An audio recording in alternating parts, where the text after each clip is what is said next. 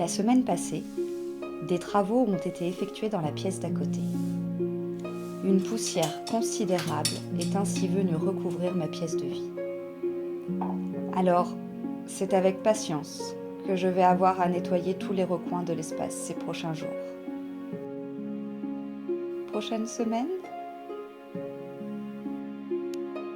En attendant, j'ai de quoi m'armer de courage dans l'amour et la sérénité. Ma petite tartine m'accompagne de jour comme de nuit.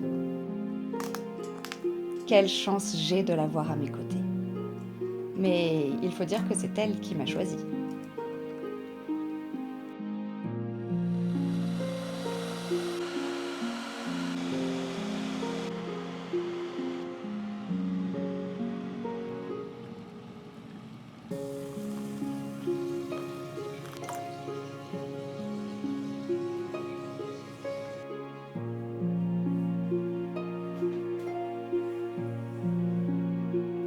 Savourer les moments de calme. Quand on sait qu'on a un petit lapin dans sa maison pour égayer et réenchanter les secondes, c'est un pur délice. Ma petite tartine, ma tartine Mounette, écoutez ma tartine. Cette petite tartine mène une vie incroyable dans sa nouvelle maison. Elle s'amuse comme une petite folle, ayant régulièrement des quarts d'heure de folie.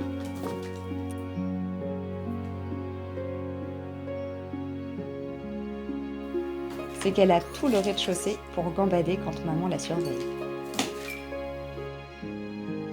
Tartine, tu viens ma tartine?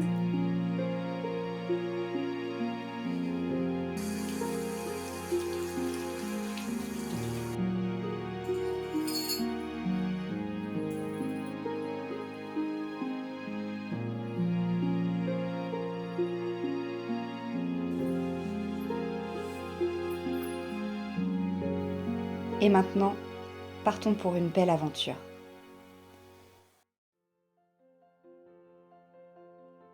Il y a quelques semaines, mon ami Thibaut me proposait de venir chez lui pour le stage de vannerie d'un de ses amis.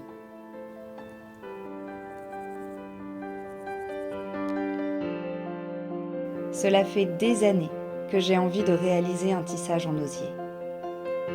La vie m'a proposé à plusieurs reprises de m'initier, mais j'avais toujours mieux à faire. Et puis cet été, c'était le bon moment. De surcroît, c'est plutôt à propos comme discipline pour une jeune fille qui tisse le cuivre et les pierres fines.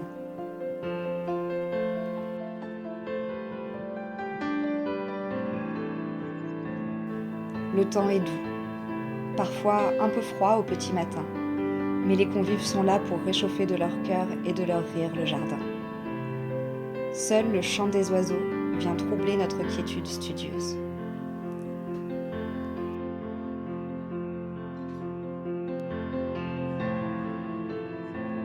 Quant au panier, le tissage est fluide. Les brins d'osier, pour certains encore mouillés, filent sous mes doigts. C'est doux, c'est comme chaleureux. Ça caresse la peau. Et un panier est né.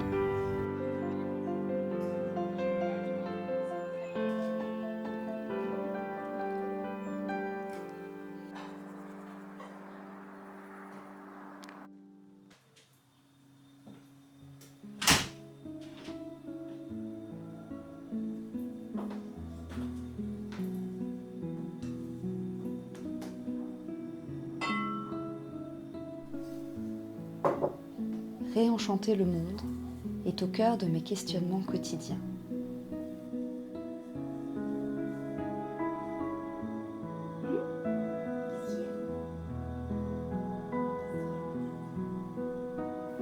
Percevoir le monde et les événements est un choix de chaque instant.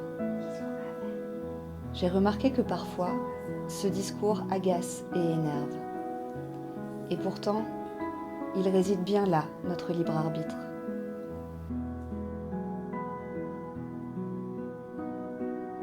Danser et chanter sous la pluie, se délectant de la sensation de l'eau sur notre visage, ou bien maugréer et essayer de protéger chaque centimètre carré de peau de l'humidité froide et désagréable de la pluie, ceci est un choix.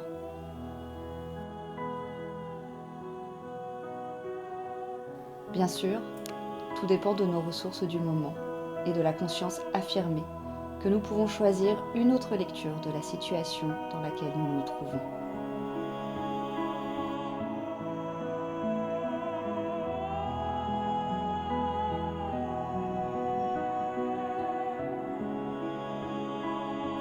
Ainsi, apprendre à poser son regard sur la multitude de beautés qui résident dans l'espace même où nous nous trouvons actuellement est un exercice riche, puissant et enivrant. Il décuple la sensation de joie, de grandeur et de foi en ce monde.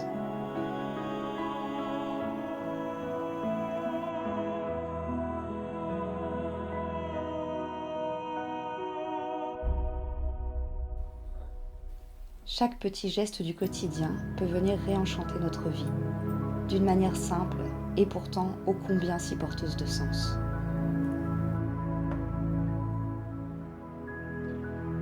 C'est pourquoi il m'importe d'apporter un soin particulier à mon intérieur. Les travaux ne sont pas finis, mais pourtant, chaque nouveau détail que je sélectionne avec soin et que j'ajoute pièce par pièce à cette maison me remplit de joie.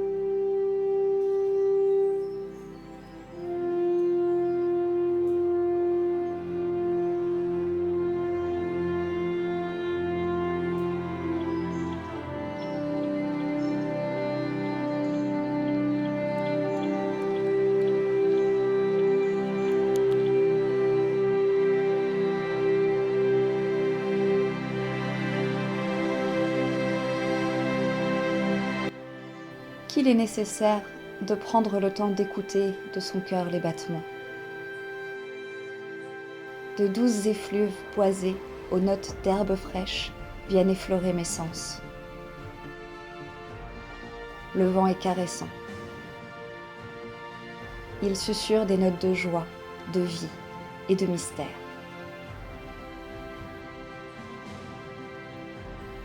Contempler, admirer un détail, une couleur, une forme, une matière. Ces plaisirs sont gratuits et à la portée de tous.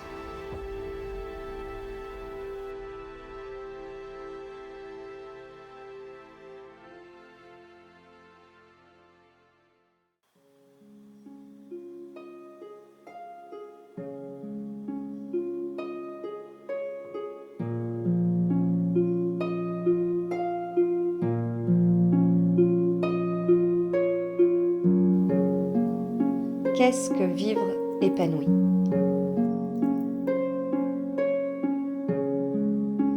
Est-ce réaliser des actions?